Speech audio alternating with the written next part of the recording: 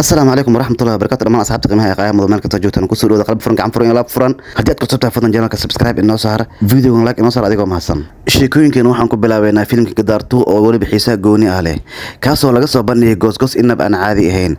Gadaartu goosgooskiisana waxa uu soo dhaxdara waliba oo ka dhex muuqday ka dhex iftiimay filimkii Gadaar kii hore ee 2002 la sameeyay filimkaas oo tiyaatarada dib loo saaray kaasoo lagu soo xasuusinay sanadkii hore ee 90meedii qaabku ahaa isoo filmaanta u sameyn jiray Gadaarkaas oo soo baxay 2002 ayaa waxa la xiriirinayaa filimka Gadaarka cusub ee socdo 11 Agoosto 2023 si loo soo Gadaartuna waxa goosgoos laga soo saaray Gadaartu oo lagu soo dhaxdaray filimkii Gadaarkii hore ee tiyaatarada dib loo saaray waliba in HD laga dhigay qarash lagu bixiyay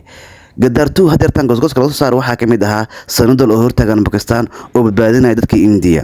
sidoo kale goosgooskaas oo hal daqiiqo soconaya waxa ku jiray asigoo qabri ku korooynayo dadku waxay isweydiinayaan qabrigaas ku korooynayo maxaskiisa ayaa ka dhimatay mas'uulkiisa Pakistan ee ka haysteen oo ku badbaadin waaya ayaa ka dhintay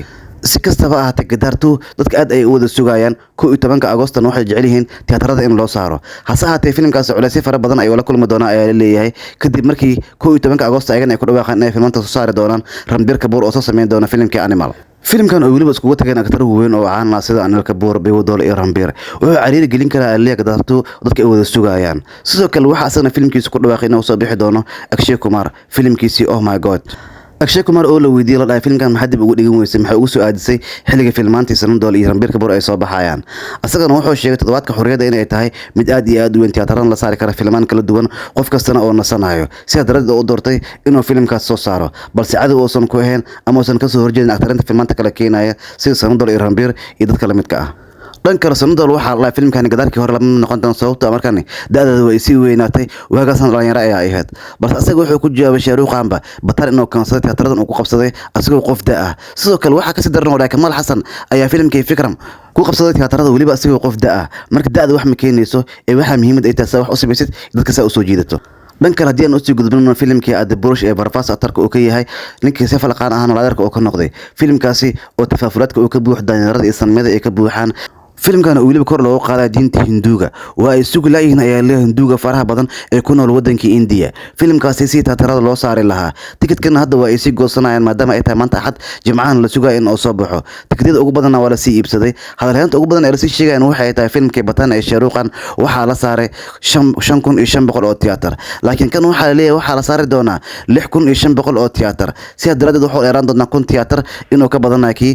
tiyaatar badnaanta muhiim ah balse waxaan sugaynaa filimkan dadka soo jiito ee lacagaha oo soo xareeyo filimkii Batan waxaan ognahay inuu ka kacay 100 karoor maalintiisii koowaad kan waan arki doonaa ugu dambeyn meesha uu ka kici doono ilaacis ee soo xareen doona inta ay leeg tahay maadaama Hinduuga idintooda lagu faarinayna si aad ay u daawan doonaan xitaa filmka macalwaayirada way soo wada doonaan tiyaatarada ay keenin doonaan lacag fara badan oo ay ku bixin doonaan filimkan sida uu xiiseynayaan hase ahaatee dhankan si falqaan ay filimkan ka shalaanay in uu sameeyay sababtoo ah filimkan wuxuu asaga ka yahay Kabalaader hase ahaatee dinta Hinduuga kor loo qaadaya asagoo wali lagu tiriyay inuu yahay dadka muslimiinta kuwa ugu wanaagsan